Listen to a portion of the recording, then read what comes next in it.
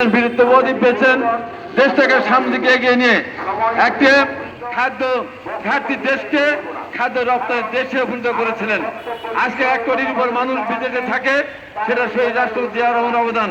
আজকে গার্মেন্টস শিল্প 2 কোটি 2.5 কোটি মানুষ 50 লক্ষ মেয়েরা সহ আজকে যে বিভিন্নভাবে তারা কর্মসংস্থান জড়িত, সেটা শহীদ রাষ্ট্রপতি জিয়া রহমানের অবদান। আমাদের নেত্রী দেশনেত্রী বেগম খালেদা জিয়া এই দেশে মেয়েদের শিক্ষার জন্য শিক্ষা উপবৃত্তি চালু করেছিলেন, মেয়েদের অবধি শিক্ষা ব্যবস্থা চালু করেছিলেন, খাদ্যের বিনিময়ে শিক্ষা কর্মসূচি বাস্তবায়ন করার মধ্য দিয়ে এদেশের মানুষের শিক্ষিত হার বৃদ্ধি করেছেন। আজকে যে দলটি আগামী রাষ্ট্রে ক্ষমতায় যেতে চায়, সেই দলকে বলতে হবে একটা কর্ম তাদের আছে।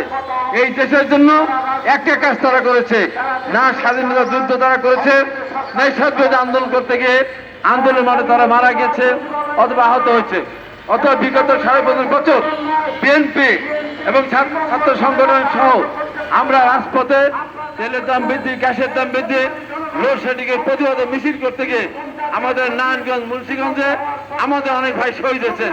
ওই দলগুলোর একজন মানুষও দেশের অধিকার আদায়ের জন্য একজন মানুষও আহত বা নিহত হননি, অথচ তারা আজকে দেশ চালানোর জন্য আগামী দিনে ক্ষমতা যাওয়ার জন্য স্বপ্ন দেখে। হ্যাঁ, 24 আন্দোলন তারা মাঠে ছিল, আমরা ছিলাম, আমাদের অনেক ছাত্র যুবক, আমাদের বিভিন্ন